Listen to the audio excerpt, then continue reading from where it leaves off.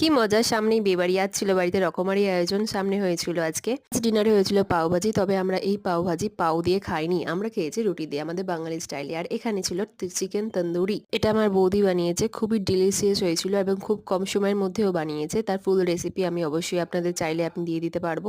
এই যে আমাদের বিয়েবাড়ির নিমন্ত্রণ ছেলেপক্ষ মেয়েপক্ষ দুপক্ষেরই নিমন্ত্রণ ছিল। এই হলো আমার তৈরি পরোটা, যেটা রেসিপি আমি শেয়ার করেছি। রসুনের চাটনি স্মেল এবং টেস্ট দুটোই আলাদা, খুবই পছন্দের।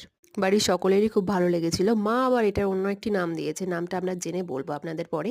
এই হলো আমাদের দুপুরে তৈরি চিকেন ভর্তা। আমার বৌদি বানিয়েছিল, এটা খুবই টেস্টি হয় বাড়িতে বানালে। ফুল রেসিপি চাইলে আমি অবশ্যই শেয়ার করে দেবো।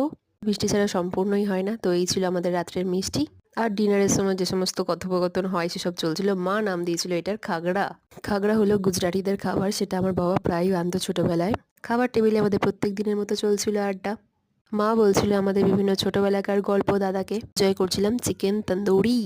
সত্যি অসাধারণ হয়েছিল। আমি ভীষণ পছন্দ করি জিনিসটা এবং আমার বাড়িতে সবাই পছন্দ করে। ভালো লাগলে like channel subscribe. Thank you.